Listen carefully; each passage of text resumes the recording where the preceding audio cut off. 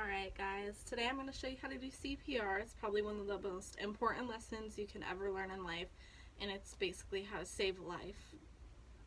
So I'm going to show you CPR on an adult first, an infant second, and then a child. They're all pretty similar, but there are a few differences, so I'm just going to show you those. So just imagine you walk into a supply closet and your buddy Marvis is unconscious. Do you know what to do? Well, first you're going to check the scene, make sure it's safe for you and the patient. So if it's unsafe, then obviously you're not going to enter, you're going to call for help. You're going to try to drag them out, but make sure that you stay safe first. I've been a lifeguard for about 3 years now, and the greatest lesson I learned in life was probably how to perform CPR. Because I really don't know what's going to happen at any point in time, and I really need to know how to give this first aid and CPR. This basic skill could pretty much mean life or death for someone, so it's really important that you learn this. And everyone should know how to give CPR in certain situations. So we're going to start off with CPR on an adult. Okay, you've already made sure the scene is safe, and you've already called 911. Now you need to make sure, you need to check for pulse and breathing. So you're going to get close to their mouth. This is a face mask, and it basically protects you and the patient from any airborne illnesses, and lifeguards do use this. So I'm going to go ahead and check him for pulse and breathing. So you're going to get close to their mouth so you can hear, and you're going to look at their chest, and you're going to go on this side and check for pulse, check for breathing. Now let's say that there's no pulse and no breathing. So you're going to give him 2 rescue breaths, okay? You're going to tilt his head back a little bit. Okay?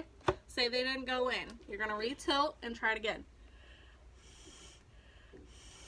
Say they still didn't go in. That's when you would start compressions. You'd do 30 and then check his mouth. Now say that they did go in. You'd go ahead and give 30 compressions anyways. You want to get about to the middle of their chest. So, and on an adult, they should hand over hand, okay, and should be about 2 inches. And the rate you're going to do is 100 compressions per minute, or the ratio 30 to 2. So you're going to give 30. Okay, make sure they're hard enough to get to that, to try to restart their heart. So they should be 2 inches deep, center of the chest, and you're going to use that whole hand and you're going to push down, okay? And you're going to go to the beat, Staying Alive.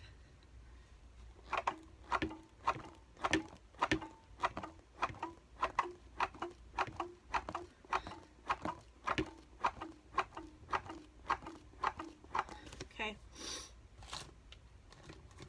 And then you're going to give 2 rescue breaths after that. You're going to try this process for about 2 minutes, and then you're going to check their pulse and breathing again. Okay? And say he did wake up and he's now conscious. Okay, so what do you do for an infant?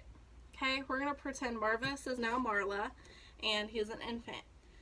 So you do the same thing, no pulse, no breathing. You're going to give them 2 rescue breaths. If they still don't breathe, then you're going to re-tilt their head, try it again. And if the breaths still don't go in, give 30 compressions, and then you're going to look inside their mouth because there might be something in there. Just make sure you sweep with your pinky finger. Now if it's an adult, you're going to sweep with your index finger. But you want to get your pinky because infants' mouths are not big, and you want to try to get that object out that they might be choking on.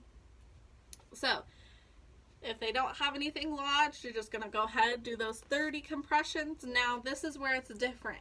You're going to use 2 to 3 fingers in the center of the chest. You're going to push down pretty hard, but you should only go about 1 or 1.5 inches instead of 2. So don't use your whole hand on an infant. You're going to use 2 or 3 fingers. Okay? And that same ratio, 30 compressions to 2 rescue breaths. Now, in a child, it's literally just the same thing as an adult. Okay, it's just on a child. So, if no pulse, no breathing, try 2 rescue breaths. If they don't go in, retilt the head. Give 2 more rescue breaths. If they don't go in, then you're going to give 30 compressions. Check for an object that might be lodged in there and they might be choking. So, index finger for a child. If you see something, get it out.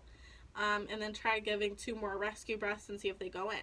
If they do not go in, then still try to give them rescue breaths and try those compressions. But for CPR purposes, your same ratio, 30 compressions to 2 rescue breaths. So your rescue breaths go in, but they're still unconscious. You're going to give them whole hand on a child, hand over hand, center of the chest, and children are 1.5 to 2 inches deep. So same as an adult.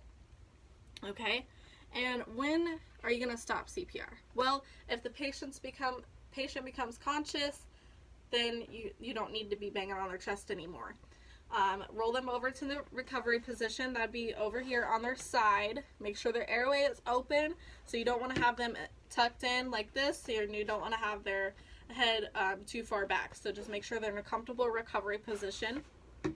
Or if EMS arrives, then you would go ahead and follow their instructions. Now, if you called 911, they should be on their way, but just still make sure that you're doing CPR. Or another person shows up to help.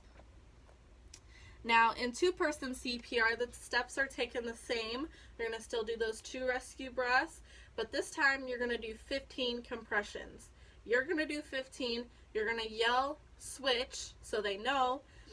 They're going to give 2 rescue breaths and 15 compressions. Make sure you're saying loudly and clearly. Make sure you're communicating with that person so that they know what's going on. Okay? So learning CPR is a vital tool for anyone because you really never know what could happen. It's a quick process that has an impact that could impact a lifetime. If there's ever a time where you're alone and another person is needing help, wouldn't you rather know what to do than wait until it's too late? Sign up for a CPR class now and learn the lesson that you can apply to actual life. Thanks.